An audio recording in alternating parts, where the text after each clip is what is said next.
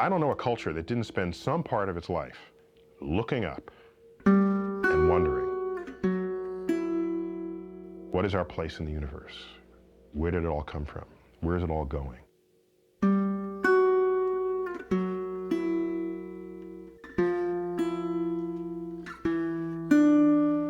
We live in a time where real answers to those questions are possible.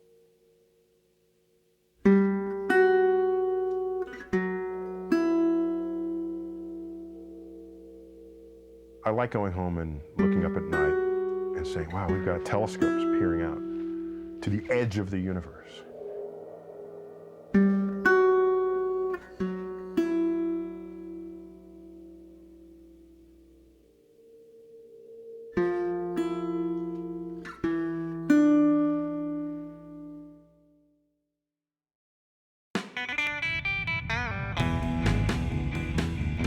Liftoff of the Space Shuttle Discovery. Before Hubble, we were like this, as I am now blind. We put glasses on with Hubble, and we could see the universe clearly, sharply for the first time. Capcom, we have a go for release. Discovery, go for Hubble release. Okay, we have a go for release, and we're going to be a minute late. Okay, Charlie. I think for astronomy and for humanity, it has revolutionized our view of the universe. I think many of my colleagues were unprepared for what Hubble would do for us. Well, the Vice President and I wanted to call you and congratulate you on one of the most spectacular space missions in our history. Well, we appreciate the thanks and congratulations. I think all of us that had any involvement with it, that made any contribution to it, feel a bit of nostalgia, a bit of sadness, for the remorse for a fabulous era coming to a close. You know, there are other astronomical telescopes that NASA has planned. I don't expect that there's going to be another Hubble, maybe in our lifetimes.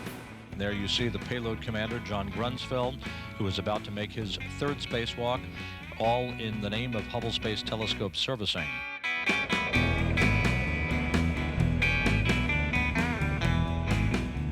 What do you think of the Hubble Space Telescope? The Hubble Space Telescope, I wish there were a way to save it. It's part of the pioneer spirits, it's part of America. And you're always looking for that next frontier. It's fascinating. Hey, the things you hear about the planet, I mean, it's a big space out there, and we're just a small part of it.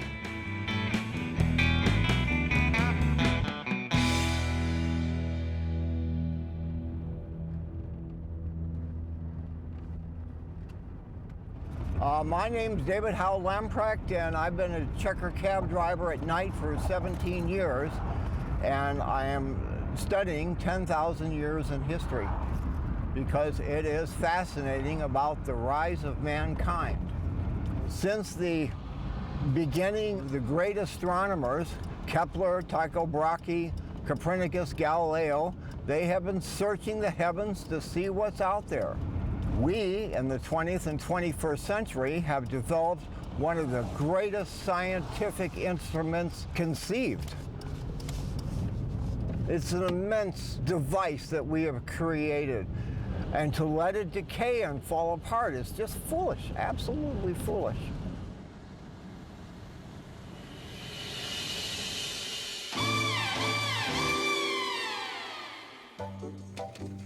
I think the first serious thought of a space telescope was given by Lyman Spitzer, a professor at Princeton University, in 1946.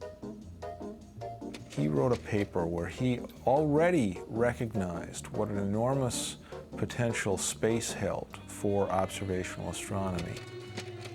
If you look over a hot road on a summer day, it almost looks like waves of heat coming up. If you look at distant objects, they kind of shimmer.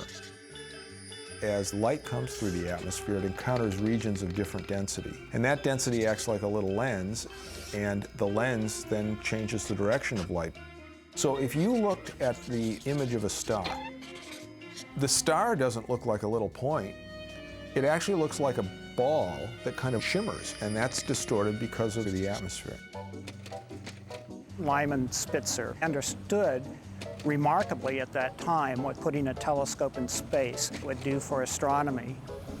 And when you looked at the capability of what a telescope would do above the Earth's atmosphere, it was just fantastic. The goal was to make this the greatest telescope that this planet had ever produced.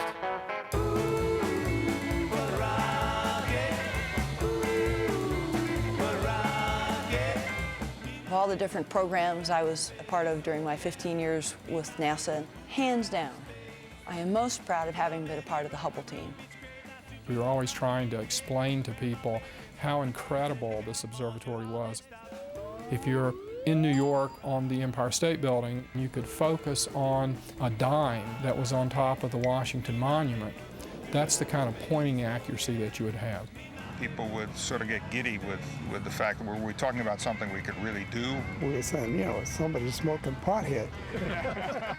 Yeah, that's the original drawing of Hubble. That drawing was done upstairs. I used to like Chivas Regal. It freed my mind up from a lot of other things. And I set about making that drawing.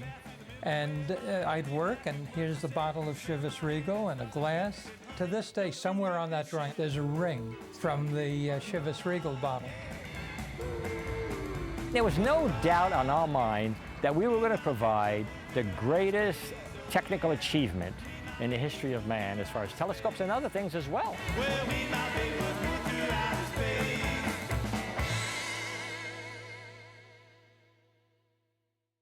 This was the morning of the launch of the telescope. This was taken about 4 o'clock in the morning. That's one of my favorite pictures. And you can't believe how big this thing is. This was the launch picture, and I'm right down in the control center. And when the shuttle goes up, it looks like it's right outside the window, you know. Amazing. And the building shakes. Yeah, when it went up, it was, God, I couldn't believe it. It was like seeing one of your kids go off to college type of thing, you know. 25 years, okay, I spent on this program. It becomes an emotional thing. Close and lock your visors and initiate your O2 flow, and you all have a good trip. Roger that, 10 work. T-minus 10, go for main engine start. We are go for main engine start, T-minus 6, 5, 4, 3, 2, 1, and liftoff of the Space Shuttle Discovery with the Hubble Space Telescope, our window on the universe.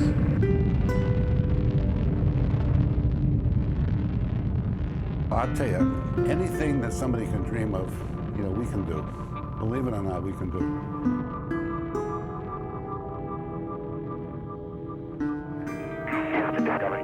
Go ahead, Charlie. I was assigned to the Hubble Space Telescope mission in 1985, just before I flew my first space shuttle mission. It's a 25,000-pound payload, but in space it weighs nothing. This was something I had never ever dreamed of, but to actually do it was awesome. They sent the command, and Steve hit the trigger, released the space telescope, and we watched it drift across South America and out into the Atlantic, and watched it over the next 2 days. They launch it soon after they find out that it has myopia, essentially, bad eyes. They've launched it with a tiny, tiny flaw built into its main mirror, enough to throw its vision off and make the images fuzzy. This was a total disaster for NASA. Apparently, when you look through it, you get a black eye. Remember those little things? The inventor of that telescope also invented the camera that takes your picture at the motor vehicle department.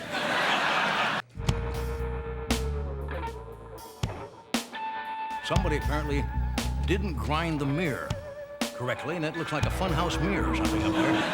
What fraction of a hair is it off on the edges there? I don't remember. About 100th or so? Yeah, a couple of hundredths of the diameter of the human hair. Is how far it's Very off. small. What might have made this happen? The conclusion we've come to is that there's a significant spherical aberration appears to be present in the optics, in the optical telescope. system optics. I mean, it was a disaster. I mean, everybody, walked around like, their chin were on the ground. You can do 15 attaboys. Just screw up one time.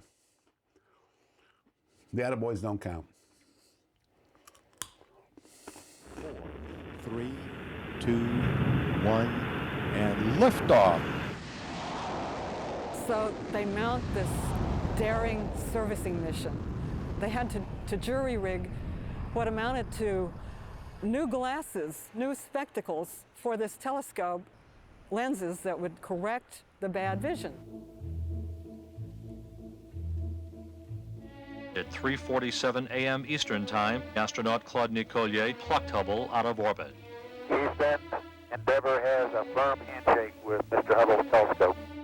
A spacewalk is a lot like a figure skating routine, and I actually discussed it with people like Dorothy Hummel. Story Musgrave led the crew. He sort of orchestrated this complicated ballet, moving masses in space the size of grand pianos. You work out every move you're going to make. The same as any other athlete or dancer does. You work the details. You have to develop the dance.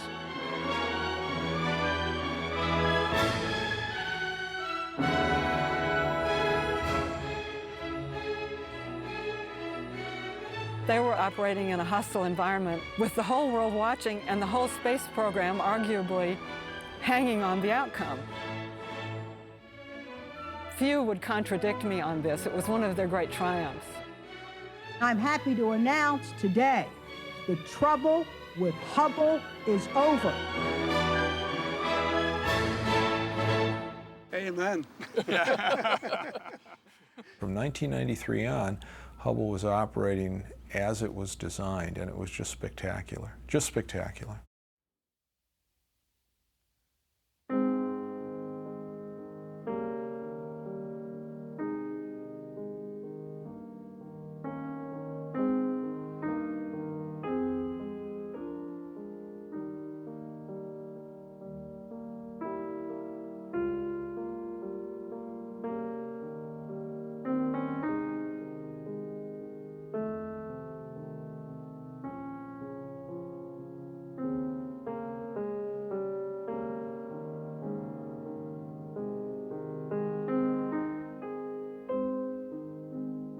It was designed to look very closely at black holes.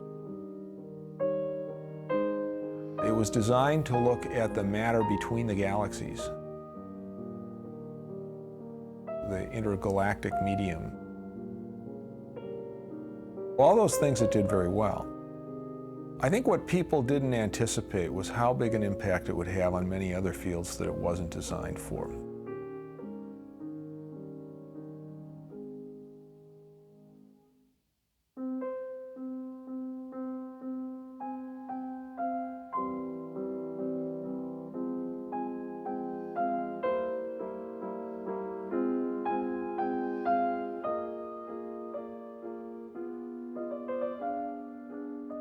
It's shown us the age of the universe. We didn't used to know exactly how far away things were in space, and now we have precision measurements.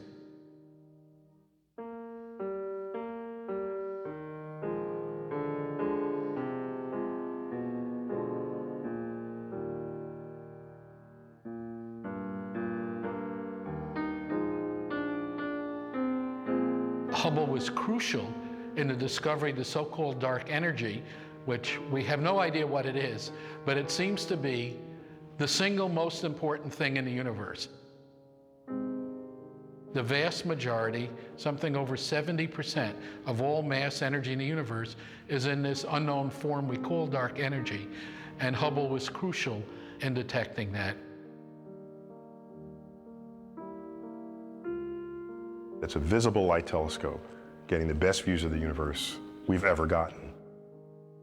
While we've had telescopes that are specialized in radio waves and ultraviolet infrared, this one comes closest to be an extension of ourselves.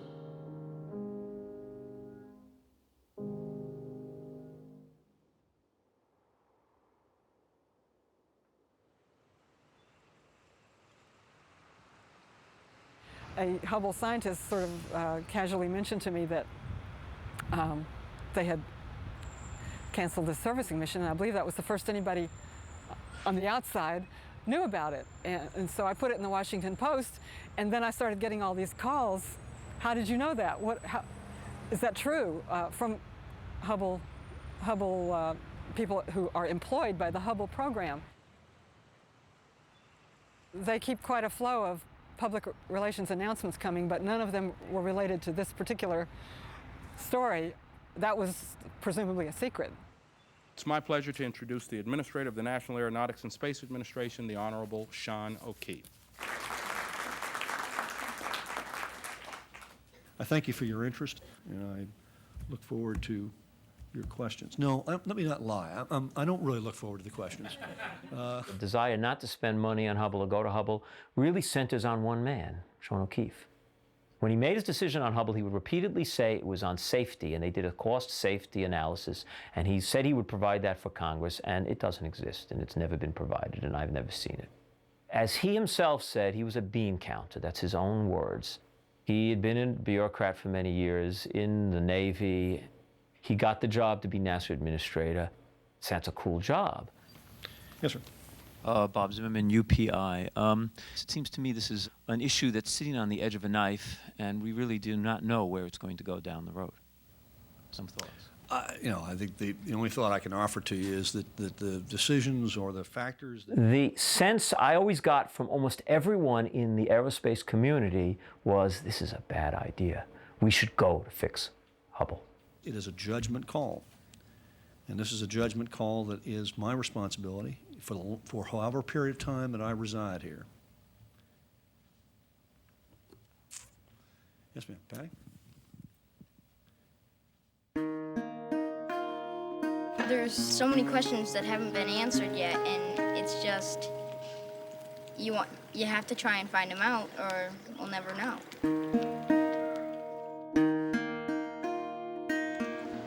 We got a lot to learn from the, space travel. I think that's a good thing. Some people would say this is a golden age. There are optical telescopes, radio telescopes, spaceborne telescopes, missions to the planets. The kind of things that we're doing now were the dreams of Buck Rogers when I was a kid. They were science fiction, but this is for real. Well, this is very sad. The room looks empty. This is where, for the last almost 20 years, we've been building instruments for Hubble in this room, and it's over. A lot of memories in here, a lot of long hours. I don't know, he probably doesn't miss it, but... You don't put in 70 hours a week for years on end unless it's a labor of love. It's more than a paycheck, for sure.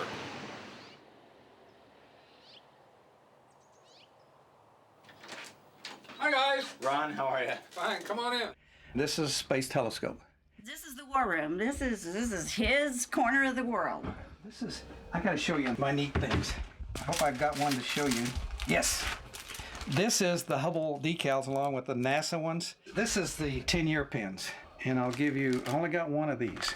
No, I won't give you that. What is it? It's a dog tag with the Hubble. It's a tattoo. It'll stay on for a couple of days. That's a Hubble stress toy. So whenever you do stress, you can have a Hubble stress toy. One of the things we did is we made wine for each of the servicing missions. And this was for the first bottle of wine. This was second servicing mission. This is my medallion for the last servicing mission. It's a Hubble with the sun behind it. And he also got me earrings to match, and they've all been flown on orbit. So. Working on it, I became very attached to it. You're going to lose a lot of great discoveries. You're going to lose, in my opinion, a national asset. You're going to lose something that the nation is proud of and the world knows about. We got it set now so we go up, send a rocket up, and we crash it in the ocean. I told them to crash it in my backyard, but of course that's impossible. That would have been the ideal place. And I'd have my space telescope here. I was strolling on the moon one day in a merry, merry month of December. Now, May. 3, 2, 1. Ignition. Right away, Houston. Vector good. After the end of Apollo, NASA, they had a lot of downtime. The agency was struggling on all levels. They were like an old jalopy, shaking off parts and rattling. Few people on the outside realized how bad it was. They were basically in search of a mission.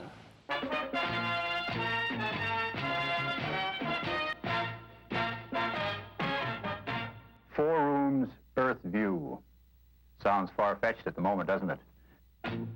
When the moon race ended and the Apollo program was done, NASA had a belief that the public would only care about space if astronauts were involved. So all of the bureaucratic impetus was to maintain the manned-space hierarchy, keep the spending where it was, keep the favored contractors where they were, to keep astronauts busy. And this was more important from a bureaucratic standpoint, keeping their jobs, keeping the money flowing, and so on. Given that, they looked around for something to do that would involve a lot of people. And they came up with this space truck concept, which in retrospect hasn't worked out very well. The shuttle, you know, was originally supposed to fly once a week. Now it flies 3 or 4 times a year. But what the shuttle did for NASA was it kept the flow of money exactly where it was, and it kept the manned space hierarchy in place. And maybe if you were a NASA manager who felt a little bad about foisting that upon the taxpayer, in the back of your mind you thought, well, once we've built this shuttle, we'll discover something. At some point we're going to discover something. The space shuttle's been flying for 27 years yet, and we still haven't discovered what it's for. They built the shuttle, which had no place to go. Then they built the space station, so the shuttle could go to the space station, but the space station had no use really except as a place for the shuttle to go. You know, they once thought everything that NASA launched would be launched from the space shuttle. I mean, the original idea, long since abandoned, was when its lifetime was over, they would go up with the shuttle and they would bring the telescope back down and they put it in the Smithsonian. But that's an old dream. So I think they'll attach rockets to it and eventually drop it in the ocean. Which is sad in a way, but it shows how kind of outsized the original dreams of the shuttle era were. Ladies and gentlemen, please welcome NASA Administrator Sean O'Keefe.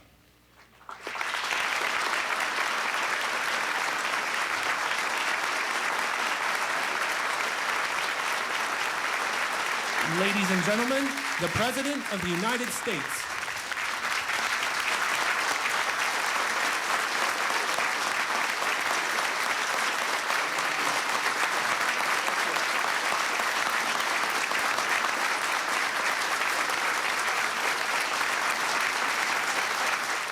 Today, we set a new course for America's space program.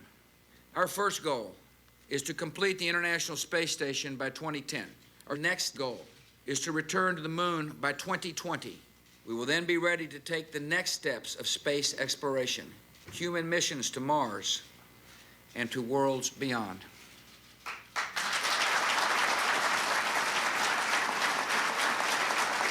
I am comfortable in delegating these new goals to NASA under the leadership of Sean O'Keefe. He's doing an excellent job.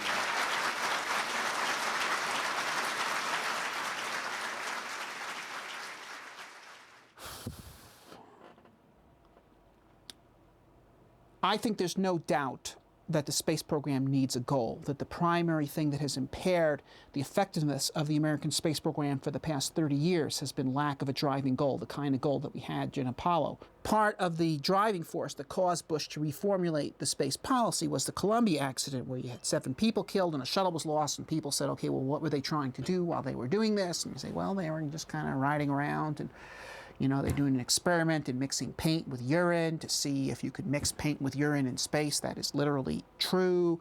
And you say, we spent $1 billion on that, not counting the $3 billion shuttle that was lost and the 7 people that were killed. You know, that's not what we go into space to do, okay?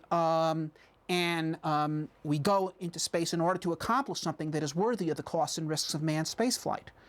And with the notable exception of the Hubble Space Telescope, The shuttle program has not had any such objective. And the space station, what is that about?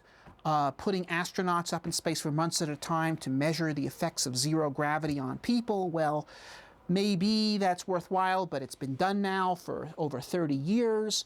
And I mean, what would people have said about the exploration program of Prince Henry the Navigator if all it had consisted of was sending ships out to sea off the coast of Portugal and keeping them there and timing how long it takes sailors to get scurvy?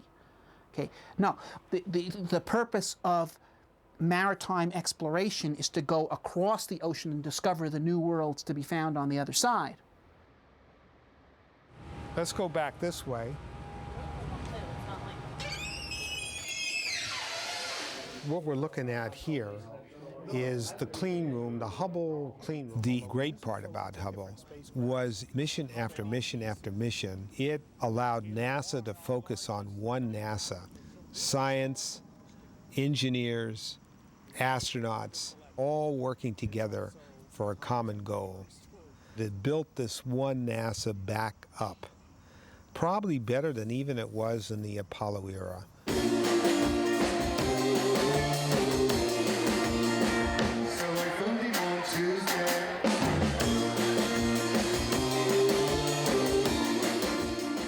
I'll introduce you to as many people as I know. This is one of the fastest deputies I ever had. This is a guy that keeps our computers clicking. Preston is my boss. We also have to get food. It's like a big family that we know each other since 1990s. And today it's like a high school reunion, a Hubble reunion.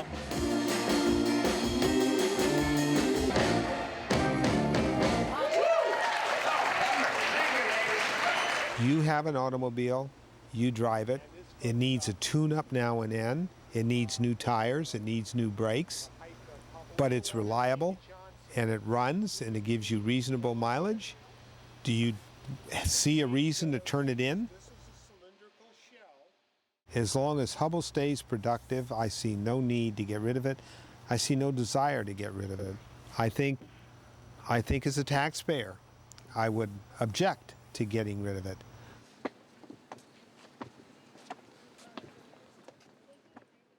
We're in Lecture 6, which is Stellar Dynamics 2.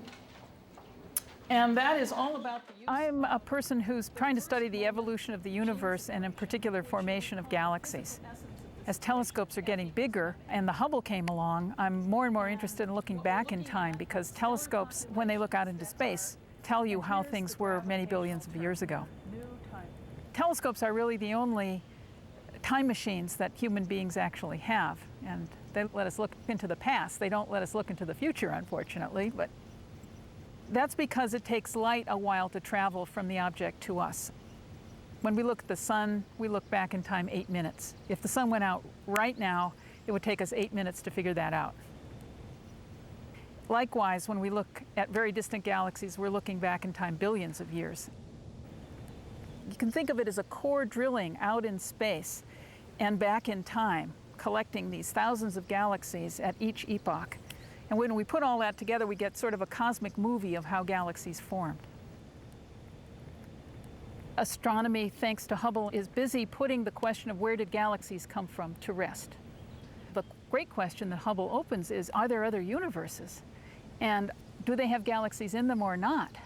So the question of the meta-universe, you might call it that is sort of the cutting edge of where cosmology is now. And I believe that Hubble really inspired us to think about this.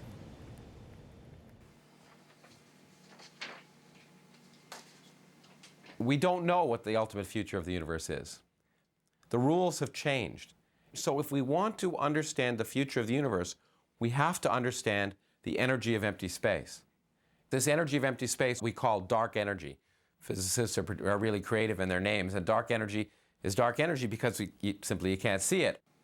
What we discovered about 20 years ago, and the Hubble Space Telescope has been very important in confirming and measuring this fact, is that most of the matter in the universe is also dark. Most of the mass in our galaxy is invisible. There's 10 times as much matter, at least, in our galaxy as meets the eye. And physicists called that dark matter. We don't know the nature of the dark matter. We think that it's made of some new type of elementary particle. which makes it exciting because it's not just out there. It's in this room, going right through you and I as we speak.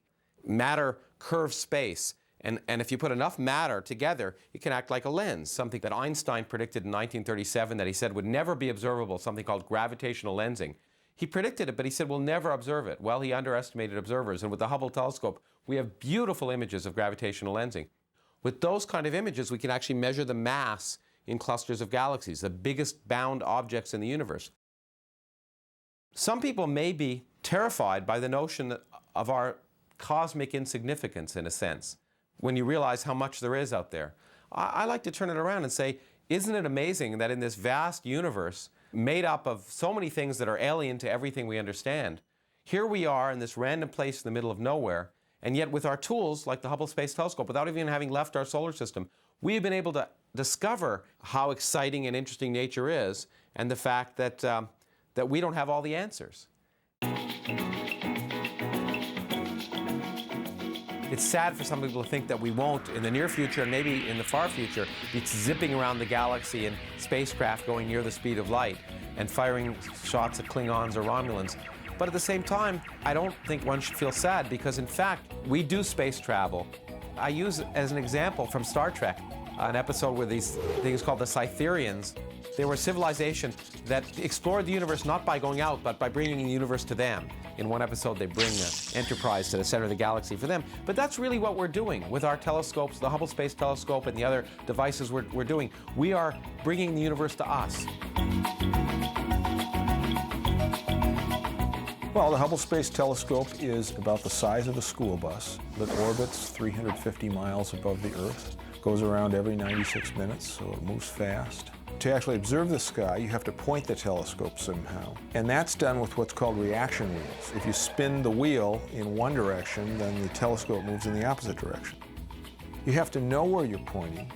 And to do that, they establish a reference frame by having gyroscopes. As the telescope moves around, the gyroscopes themselves always stay in the same spot in space. The key components are the primary mirror, which is just a big mirror that's slightly concave, so it focuses the light. It pushes that light up to the secondary mirror, which is a slightly convex mirror. It takes that light and it refocuses it down right through the center of the telescope. And then there are several instruments. The instruments function well like a digital camera. I think that's probably the best analogy. Once the data are taken, just like a digital camera, you have to plug it into your PC or take a SIM card out and stick that into a reader. And the way Hubble works is there's a computer there that reads the data out, it stores it on board in a solid-state tape recorder. It used to be a real tape recorder. Every now and then during the day, it dumps it back down to the Earth, and it does that by communicating first with satellites. Those satellites then beam it down to White Sands Missile Range in New Mexico. From White Sands, it goes back up to a satellite and then back down to Goddard Space Flight Center, and then it comes up here through the internet. All of this takes power, and all of the power is provided by sunlight. And then at night, because of course the satellite goes around, there's a night every 96 minutes, it goes into the night side for a little while. They have batteries on board. The batteries on Hubble are the same as your car battery. Car battery is a storage battery and you can charge it many times, but after a few years you have to get a new battery because you've leached out whatever it is that does the good stuff. Every time we service Hubble, we don't just fix it and maintain it, we put in new instruments. Then you get this other big kick of discoveries because suddenly we can see the universe with much more powerful capabilities. If you look at the history of Hubble, it would not have survived without servicing. Sorry, I was taking pictures. We'll spend just a few more minutes then getting some pictures here. Yes, sir. Do just that. But once we do have the RMS stowed, then we'll back out of EVA. Let's give a big tool time welcome to the astronauts, the crew of the Endeavour Space Shuttle.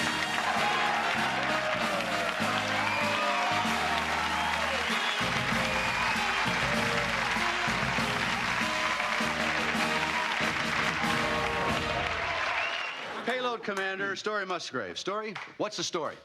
Like I haven't heard that one a million times.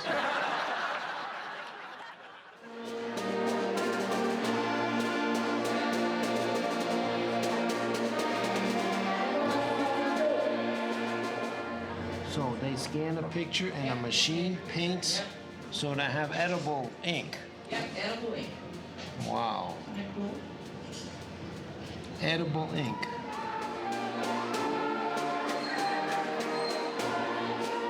They're so excited they can't stand it. I mean, they are just, it's kind of like, oh. They're really excited. Do you need to stop at the restroom, Story? Okay, right in that door, right there, to your left. Right here, sir.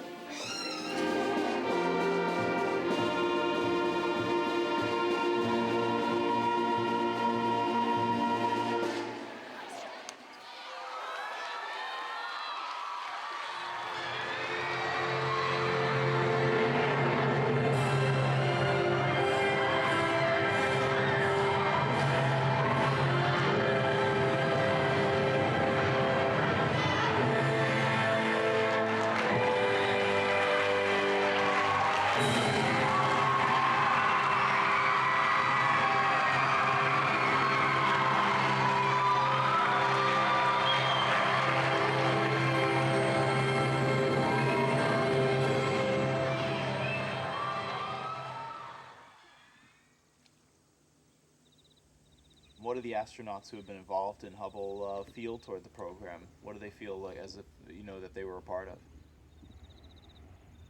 I see most of them just came and flew. They didn't work on it for decades. But for me, it's the journey, you know, the journey. And so when, after I got done with that, I felt a sense of melancholy. The journey's over. So I never felt exhilaration or a sense of victory or, I was melancholy. You know, I want to be in a playing field. So that's what I look for, is to be in a playing field.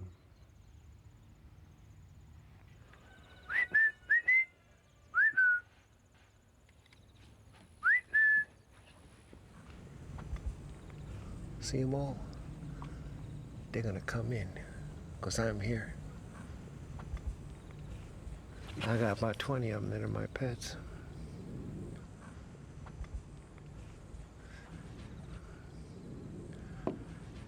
And when they hit you with a shadow like that, that's intentional. That's how they communicate. They hit you with a shadow. See, I was born and raised in this world here. I drove every tractor, every truck available at age 10. I was fixing them by 12 or 13, then I was a Marine Corps mechanic, so. But it's kind of funny, and you go up there.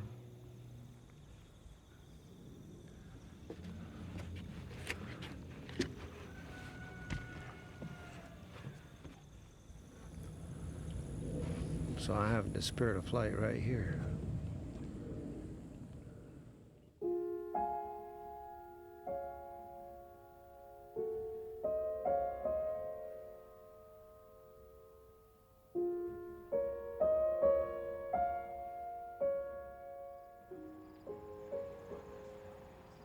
I grew up when Apollo was taking off. When you're a little kid, you can't fly in a rocket ship, but you can blow out a telescope. When I was 8 years old, I got an 8-inch telescope making kit from Edmund Scientific. It took me till I was 25 till I finished it, but I finally did finish it. And that kind of led on to a little more interest and finally a little bigger things. Oh, great, perfect. There's things that you see up in the sky that you just don't see anywhere, and whether it's through photography or any kind of video, it just doesn't compare to seeing things through a telescope, directly, with optics.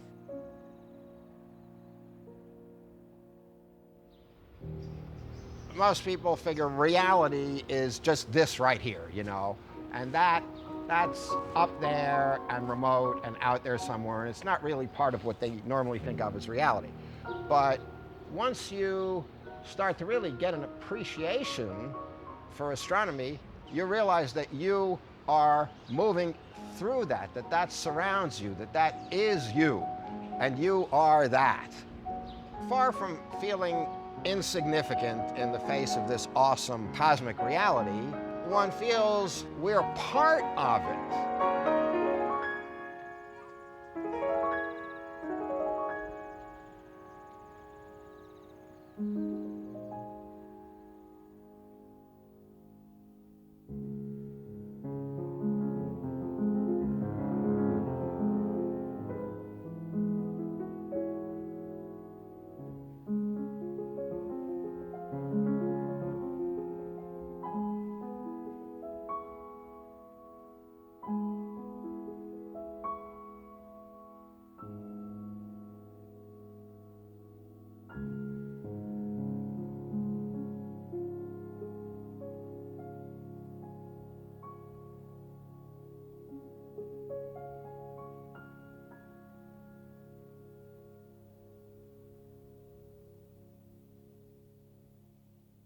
So what does the federal government want to do with the Hubble telescope?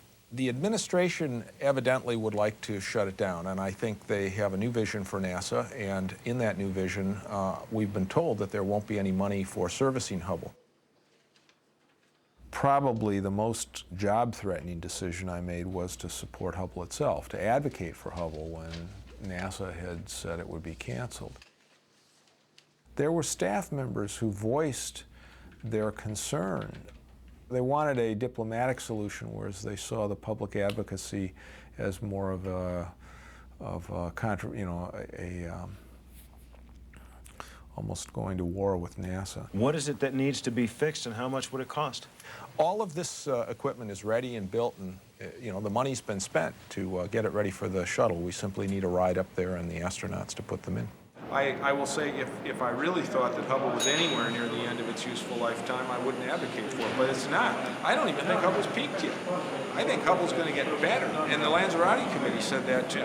I've got to go. Thank you for your time, sir. You invest many hours of your life, many years of your life, creating something, then your creation becomes important to you emotionally, just as people are, children are. Save the Hubble, the cry as scientists, politicians, even school children bombard NASA and others with emails, letters, and calls. I think it was a Saturday morning. I'm an early riser. I got a cup of coffee, and I checked my mail, and my email was I was starting to get all these email messages. It was just ramping up, and it was ramping up. All people from all over the world who had heard about this decision were starting to write.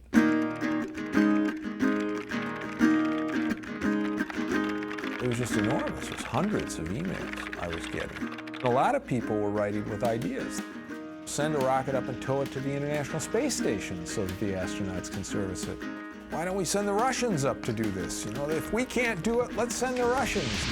In these emails, there were all kinds of people that were volunteering to go to Hubble. I guess you can't take me, but I'd go if you wanted to take me. One guy who signed his email Stretch, he was a surfer in California. He was basically writing to say, NASA has lost all its courage. How can you even think about this? He'd go into space immediately to help fix Hubble. I was in the Congress dining room once, and one of the head waiters came up to the NASA administrator and said, "You're that NASA guy, right?" And he said, "Yes." And he said, "Save that Hubble." Welcome back. You're doing time with Ron Kuby. Saving Hubble. Who was this grassroots movement of Hubble fanatics? A lot of us are called Hubble huggers. Can you believe that? Hubble huggers. And I guess maybe we are. Jimmy! Who is that? Yes, Jimmy! Yo, you got a shout out? Yeah, I want to do a shout out to the Hubble Space Telescope, man. You seen them images? Any kind of image of a celestial body that you want, yo, Hubble got you. You want to see a Cone Nebula? Hubble got you. You want to see the gas pillars in the Eagle Nebula? Hubble got you. When I see those images on the internet, when you go on the site and look at them, it just blows you away. It's going to disintegrate if you don't fix it, right? Pretty much. Yeah. So why not fix it? I think they should, because if it's going to help us advance in technology, why not? You want to see the jet in Carina? Hubble got you. Thank you, sir. Thank you so much, sir. Thank you so much. Hubble got you.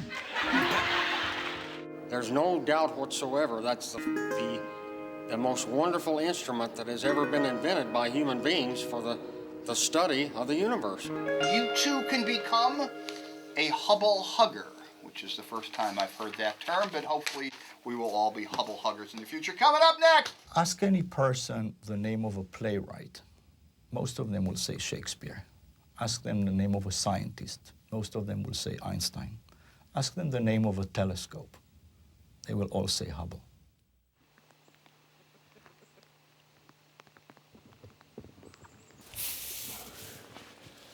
We're getting cagier. Can't find those eggs. I think, frankly, anything that makes people wonder, ask questions, is a good thing.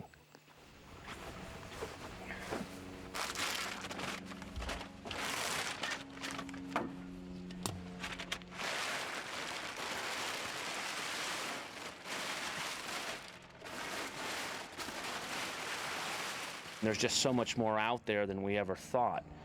Just as Copernicus challenged the conventional wisdom 500 years ago in explaining that, in fact, we did not, the sun did not revolve around the Earth, but we revolved around the sun, I still feel like we fight that battle today.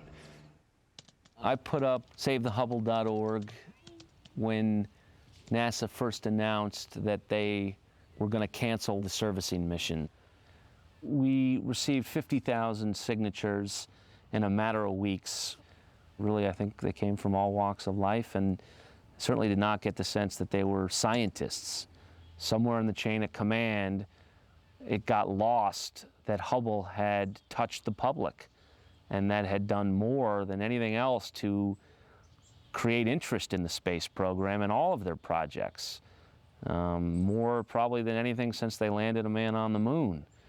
NASA itself had made the telescope the people's telescope, and the people didn't want to lose their telescope. Sean O'Keefe saw this and went in the next day, we've got to do something.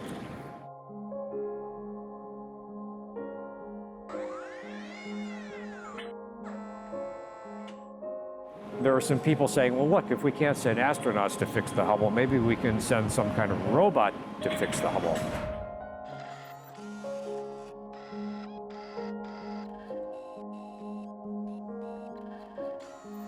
This became a popular alternative. Sean O'Keefe bought into it. It sounded pretty good for a while. A lot of astronomers were dubious. Nobody really knew what the state of the robotics technology was. I insist that we get a second opinion. When something is terminal, you always get a second opinion. Barbara Mikulski, among others, was sort of beating on Sean O'Keefe and on NASA to get another opinion from the National Academy of Sciences. We've met with the NASA administrator and his principal management. It was quite clear that the NASA administrator was not happy with our conclusions, that a shuttle servicing of Hubble was called for, and that it would be not possible to have a robotic servicing of the Hubble within the time slot needed in order to preserve Hubble. I walked out of the administrator's conference room knowing that the administrator was one unhappy person. I walked out together with one of his principal management people, and the principal management person told me, "Lou, you just killed Hubble." And I said, "Why is that?" And he said, "We are not going to service Hubble." I'm not fond of the position I'm in right now. I'm not happy with the unpopularity of it. But nonetheless, it's a judgment call, and it's part of this responsibility I have. And there is nothing in this that says you may only make decisions when they're popular. Sean O'Keefe is kind of, throughout that, sort of maintained that it was his decision, the buck stopped there, and nobody could tell him to risk astronauts' lives, and he wasn't going to do it anyway.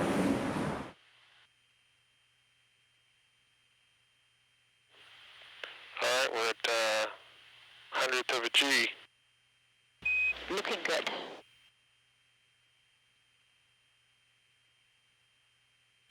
Don, it's really neat. It's a bright orange yellow out over the nose, all around the nose. This is amazing. It's really getting really bright out there. Yep.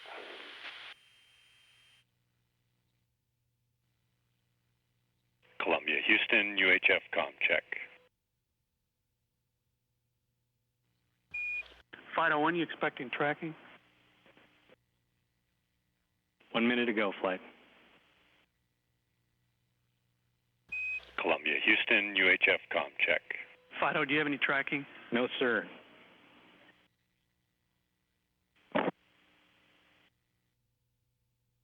GC flight. GC flight.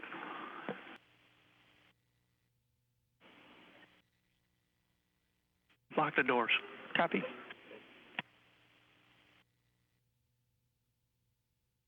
Thank you all for your participation in this heartfelt tribute to 7 courageous heroes, the intrepid crew of the Space Shuttle Columbia. And today, our grief is overwhelming. we will persevere.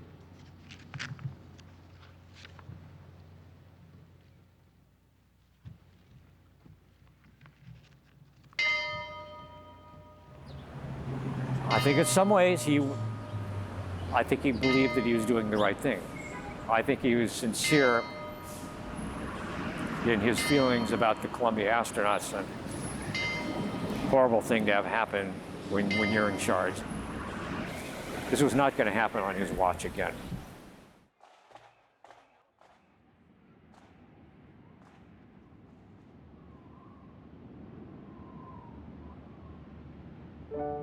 One of the more celebrated observations the Hubble telescope made was when they said, let's find someplace on the sky that's the most boring spot you can possibly imagine. And let's take the Hubble telescope, focus in on that for as long as we could possibly afford without getting the rest of the scientific community angry at us. The image came back, and there were thousands upon thousands upon thousands of galaxies there.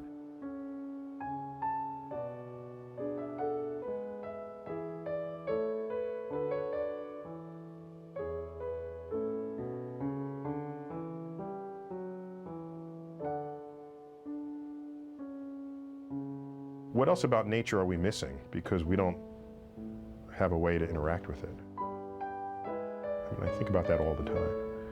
What chapters of the book of life and of the universe have been unexplored simply because we haven't thought to think it yet?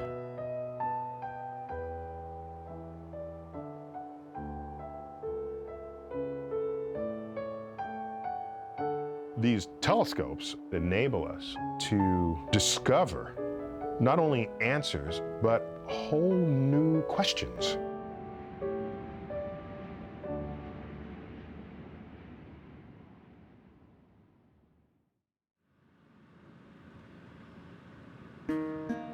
This is Pioneer Astronautics. This is my company. And this is also the headquarters of the Mars Society as well, which is a nonprofit that promotes Mars exploration. That's the first Martian flag to have flown in space that flew on the Space Shuttle Discovery in the mission to Hubble in December 1999. As a matter of fact, John Grunsfeld took it up. Tell me just real quick what it says on your hat. That's Mojave Spaceport. We've been going into space for a long time, and it's about time somebody has the vision. In 2004, 4 people went to space. 2 from Russia and 2 were from Mojave, California. That says a lot right there. You just stop and think about that. Just that statement. 2 from Russia and 2 from Mojave, California. That's all that went to space last year. Here's the lab. Here is a test unit of a machine for making rocket fuel out of the Martian atmosphere. We've got a test cell out there for firing rocket engines in. Big vacuum chamber, little vacuum chamber. This is a test apparatus for a process to extract oxygen from lunar soil. So we do all kinds of stuff here. X-Core is, it's a nonsense word, it just sounds cool. And we build rocket engines and rocket-powered vehicles. The reason we do this is we want to go. And we figure if we want to go, you might want to go. It's like kids building cars in their garage when they were younger. This is the same attitude.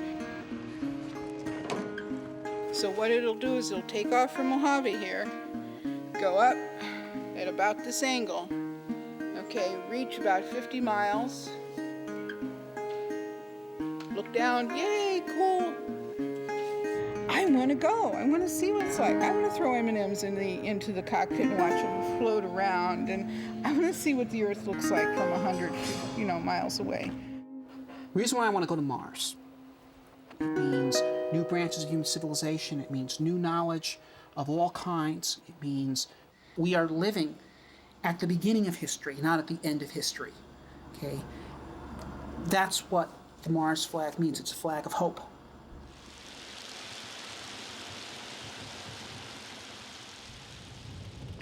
In all of mankind's history, people have taken risks. They have gone out on small ships to see the world. the Beagle, Captain Cook, Magellan, Columbus, they took tremendous risks. We chose to go to the moon. We said, yes, this is important, and we got the money, finance, scientists, hard work, and did that. Mankind are not quitters. We may have some slow years here and there.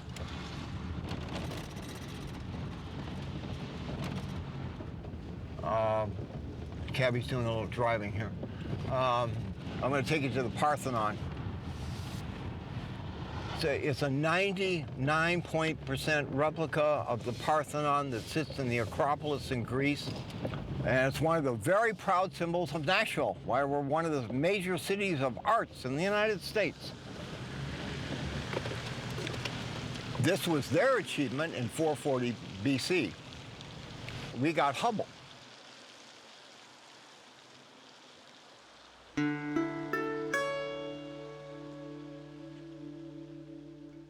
Members of the committee, I deeply appreciate the opportunity to testify today on behalf of the Space Telescope Science Institute. Hubble has invented entire subfields of astronomy. The United States has achieved preeminence in these areas with Hubble, a preeminence we do not want to lose. Results from Hubble have captured the imagination of scientists and of the general public around the world. The mission is, we say, in the can. The design of the mission is already complete. It would be a matter of naming a crew. We must continue with the Hubble adventure to understand more fully our remarkable universe and our place in it. What is it that has made us great? It's the pioneer spirit. People will remember us for our contribution to political thought, Declaration of Independence, the Bill of Rights, universal suffrage, okay, but they'll remember us also for electricity and the aeroplane and opening space to humanity and bringing to human beings the knowledge of forces of the universe that were previously unexpected. This is what makes us great. Does anyone believe that this mission should be scrapped or that we should not try to save the Hubble telescope? Anyone on this panel? But we have a job to do, is that correct? Thank you very much. Thank you, Mr. Chairman. Thank you once again. Hearing adjourned.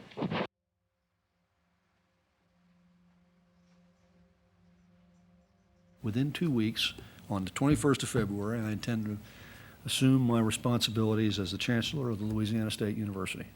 And I look forward to getting to Baton Rouge, Louisiana as fast as I can get there.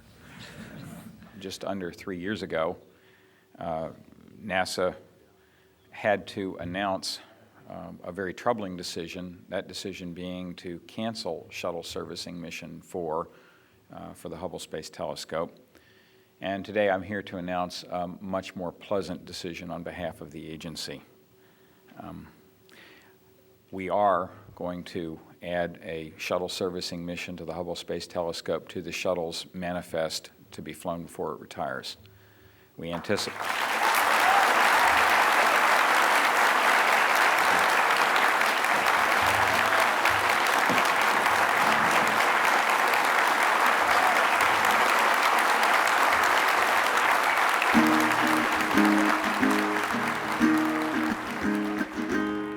I'm so glad when they decided that they were going to continue to fix it just one more try. Finally, common sense makes its way up the ladder. Get excited, we're going to see the launch of the STS-125. Hallelujah. This is what it's about in this country. Hallelujah. Let me tell you, I'm excited about the day. MS-1, this is STD. STD, MS-1, contact. I'm an amateur astronomer, so the fact that this is servicing the Hubble is really special. And so I brought some of my astronomical gear with me. This is a moving experience for me also. I'm actually legally blind, and so these will help me image close enough so that I can use the areas of my visual field that are still more or less functional to see it, but it's just an emotional experience. And we heard confirmation now that all 7 astronauts are now on board Atlantis.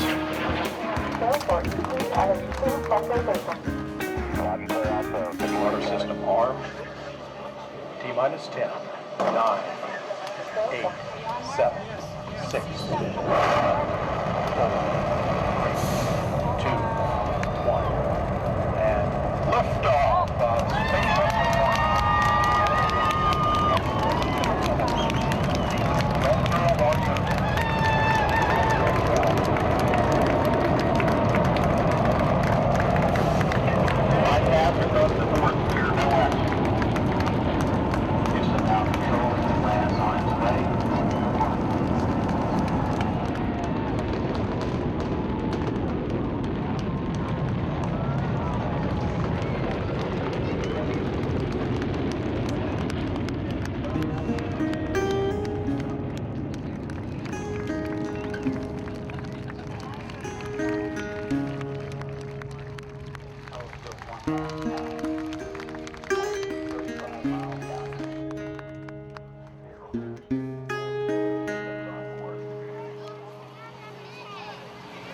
So who really saved it? We all saved it.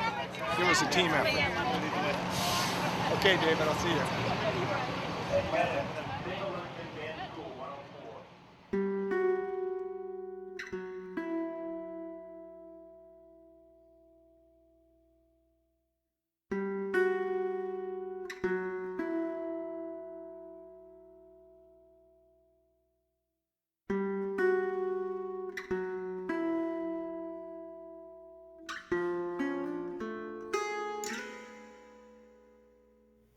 From Houston, Atlantis, 200 feet. And Houston copies, thanks. From 200 feet, the Hubble Space Telescope, first time it's been seen since March 2002. Closure? We're stalling minus 0.05 at 151 feet. Houston, Atlantis. Hubble has arrived on board Atlantis. Atlantis, Houston, we copy. It's great to be back with the telescope.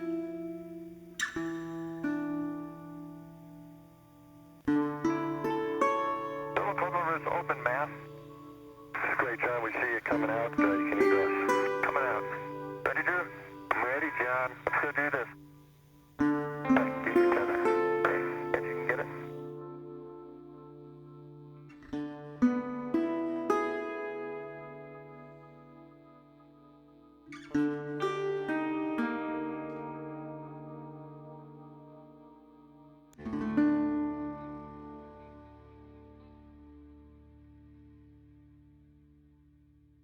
It was bittersweet watching Hubble fade away there. Yeah. But he's off doing his work now. Right. And, you know, that's all good. It's better to say goodbye to him and he's in good shape than say goodbye to him and, you know, not in good shape. He looked beautiful. We tidied him up, put those new blankets on there, all that new stuff inside, new instruments, new cameras, new spectrographs. Right. It's ready to go. Ready to go. We did it. 3 years in the making. And off it's gone. Okay. And I didn't feel any sadness at all. Yeah. You know, I was afraid I'd say, yes, bye, Hubble. Yeah. But no, you know, we did it. Yeah.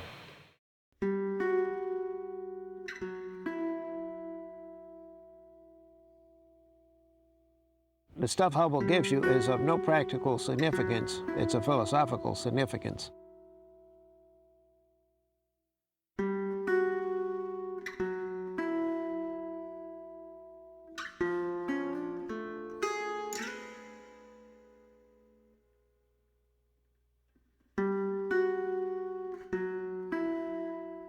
It's an existential question.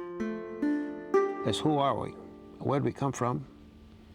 Where's it all going? And what? It's 2 words. It's the meaning and the home here, and that's what makes it fun. It's science that impinges on that.